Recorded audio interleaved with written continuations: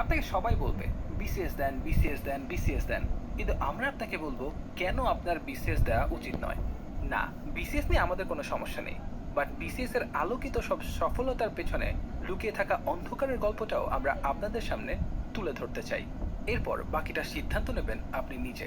প্রতি বিসিএস এর সার্কুলারের পর সাধারণত আমাদের ছোট্ট ছোট্ট কিছু সফলতার গল্প পড়ানো হয়। আমরা পড়ি ল্যাম্পের আলোয় পড়ে বিসিএস ক্যাডার, 7বার পরীক্ষা দিয়ে বিসিএস ক্যাডার, গার্মেন্টসে কাজ করে বিসিএস ক্যাডার, বা লো সিজিপিএ নিয়েও ক্যাডার হওয়া কোনো এক সফল মানুষের গল্প। বাট সমস্যা হলো সফলতার এই গল্পগুলো হলো টিপস অফ দি আইসবার্গ।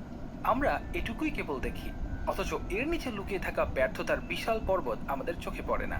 একটা পরিসংখ্যান দিলে নিচের এই পাহাড়টা আমরা কিছুটা বুঝতে পারবো। 40তম বিসিএস এ আবেদন করেছিলেন 4,10,963 জন প্রার্থী, এবং 2 বছরের 3টা পরীক্ষা শেষে এই বিসিএস থেকে চূড়ান্ত নিয়োগ দেওয়া হয়েছে মাত্র 1,963 জন প্রার্থীকে। অর্থাৎ সফলতার হার ছিল মাত্র 0.5%। আর যদি আপনি ডাক্তার, ইঞ্জিনিয়ার বা কৃষির মতো টেকনিক্যাল সাবজেক্ট বাদ দিয়ে হিসাব করেন, তাহলে এই সফলতার হার আরও নেমে আসবে 0.2%-এর আশেপাশে। মজার ব্যাপার হলো পৃথিবীর বিখ্যাত মহাকাশ গবেষণা সংস্থা নাসার অ্যাকসেপ্টেন্স রেট 5%, আর দুনিয়ার সেরা বিশ্ববিদ্যালয় হার্ভার্ড ইউনিভার্সিটিতে সফলতার হার 4%। মানে গাণিতিকভাবে বিসিএস ক্যাডার হওয়ার চেয়ে আপনার জন্য নাসার জব পাওয়া বা হার্ভার্ড ইউনিভার্সিটিতে চান্স পাওয়ার সম্ভাবনা 10 গুণ বেশি। এই পরিসংখ্যান দেখে বিসিএস কি যদি আমি আলেয়ার সাথে তুলনা করি, নিশ্চয়ই খুব বেশি আপত্তি করবেন না। ভারতে এই ইউপিএসসির পেছনে একজন ছাত্র গড়ে খরচ করে 3.5 থেকে 5 বছর। বাংলাদেশেও এই সংখ্যা বেশি ছাড়া কম হবে না। আপনি এমন একটা আলেয়া ধরার পেছনে আপনার 5 বছর সময় পানিতে ফেলছেন, যে আলেয়া ধরতে পারার সম্ভাবনা মাত্র 0.2%। সিরিয়াসলি?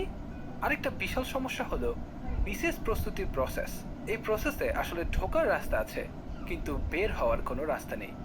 বিসিএস এর বিশাল সিলেবাস কভার করতে আপনাকে দিনের বেশিরভাগ সময় এটার পেছনে ব্যয় করে ফেলতে হবে, কিন্তু এই এত এত পড়াশোনা আপনার কোনো দক্ষতাই বাড়াবে না।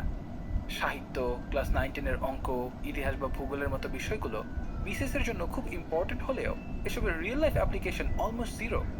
এই প্রস্তুতি আপনি সরকারি চাকরি ছাড়া আর কোথাও কাজে লাগাতে পারবেন না। এর অর্থ হলো আপনি যদি 4 থেকে 5 বছর পড়াশোনা করে আপনি যদি বিসিএস ক্যাডার না হতে পারেন, তখন আপনি আক্ষরিক অর্থেই একেবারে অথৈ জলে পড়ে যাবেন, যেখান থেকে আপনাকে তুলতে পারবে না কেউ। দ্বিতীয় যে কারণে আপনার বিসিএস দেওয়া উচিত নয় সেটা হলো কাজের আর কর্মসংস্থানের অনিশ্চয়তা। সাধারণত বিসিএস বা সরকারি চাকরি আমরা খুঁজি নিশ্চয়তার জন্য, অথচ এই চাকরি কখনো কখনো হয়ে উঠতে পারে আপনার জীবনের সবচেয়ে বড় অনিশ্চয়তা। কিভাবে? পোস্টিং আর নোংরা অফিস পলিটিক্সের মাধ্যমে। অনেক সময় আপনার পোস্টিং এমন এমন দুর্গম জায়গায় ফেলা হবে যেখান থেকে কাছের বাজারটাও এমনকি 10 মাইল দূরে। হাসপাতাল নেই, বাচ্চা কাচ্চাদের পড়ানোর মতো ভালো স্কুল, কলেজ বা হোম টিউটরও পাবেন না। এই পরিস্থিতিতে আপনি কোনটি বাঁচাবেন, চাকরি নাকি পরিবার? সমস্যা হলো বিসিএস মানেই ঝা চকচকে গাড়ি, আলিশান বাড়ি বা এসি করা অফিসের স্যুট টাই পরা যে লাইফ আমরা দেখতে পাই, সেই লাইফটা সরকারি চাকরির খুব ছোট্ট একটা অংশ। এর বাইরে গহীন অজপাড়া গায়েও হাজার হাজার সরকারি কর্মকর্তাকে নীরবে কাজ করে যেতে হয়, যাদের গল্প আপনারা কখনোই জানেন না। কাজেই আপনি যদি ঝা চকচকে ঢাকার রঙিন জীবন পাওয়ার জন্য বিসিএস ক্যাডার হতে চান, তবে সম্ভবত বিসিএস আপনার এই ইচ্ছাটা পূরণ করতে পারবে না। বিসিএস এড়ানোর তৃতীয় কারণ হলো সরকারি চাকরি আপনার সৃজনশীল কাজ করার সম্ভাবনাকে ধ্বংস করে দেবে। আপনি দেশের রাজনীতি নিয়ে একটু শব্দ করতে পারবেন না, লেখা তো দূরের কথা, এমনকি সরকারের সমালোচনামূলক পোস্টে লাইক কমেন্ট থাকলেও এখানে আপনাকে উপযুক্ত বাস দেয়া হবে। সুতরাং বিসিএস ক্যাডার হয়ে যারা কবি বা উপন্যাস লিখতে চান, আপনারা হয় বিসিএস এর বই বন্ধ করুন, না হলে কবিতার খাতাটাকে তুলে ফেলুন সারা জীবনের জন্য। চতুর্থ যে কারণে আপনার বিসিএস দেওয়া উচিত নয় সেটা হলো দেশের টাকা দেশেই রাখা। সহজ করে বলি, পিউ রিসার্চ বলছে বাংলাদেশের প্রাইভেট সেক্টর থেকে প্রতি বছর বিদেশিরা $6 বিলিয়ন তাদের দেশে নিয়ে যান। আপনি যখন লাইব্রেরিতে বসে শ্রীলঙ্কার রাজধানী মুখস্থ করতে ব্যস্ত, তখন কোনো এক দক্ষ শ্রীলঙ্কান কর্মী এসে বাংলাদেশের প্রাইভেট সেক্টর থেকে তুলে নিয়ে যাচ্ছে লাখ লাখ টাকা।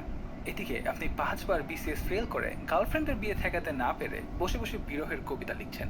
অথচ ওই সময়টা যদি ইংরেজির পেছনে দিতেন, কম্পিউটার স্কিল বাড়াতেন, কমিউনিকেশন বা মার্কেটিংটা শিখে ফেলতে পারতেন, তবে ওই শ্রীলঙ্কানের 6 ডিজিট স্যালারিটা আপনি পেতেন।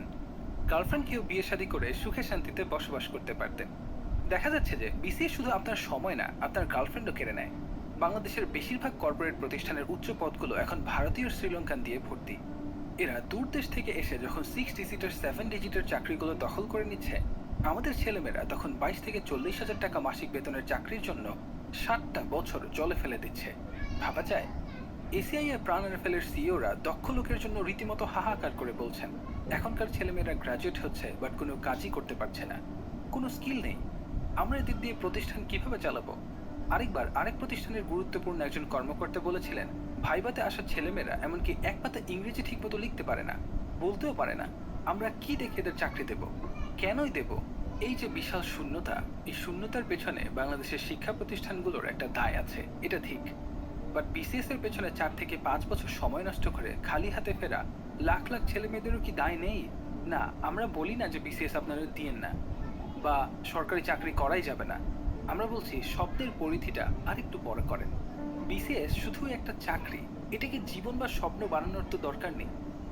যে লাল নীল স্বপ্নে বিভোর হয়ে আপনি বিসিএস এর পেছনে ছুটছেন, ওই লাল নীল কল্পনার সাথে বাস্তবতার পার্থক্যটাও তো আপনাকে বুঝতে হবে।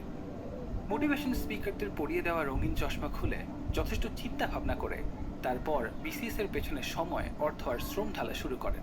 এই বিসিএস উন্মাদনার মধ্যেও ভালো খবর হলো গত 1 দশকে মার্কিন যুক্তরাষ্ট্রে অধ্যয়নরত বাংলাদেশি শিক্ষার্থীদের সংখ্যা বেড়েছে 300%।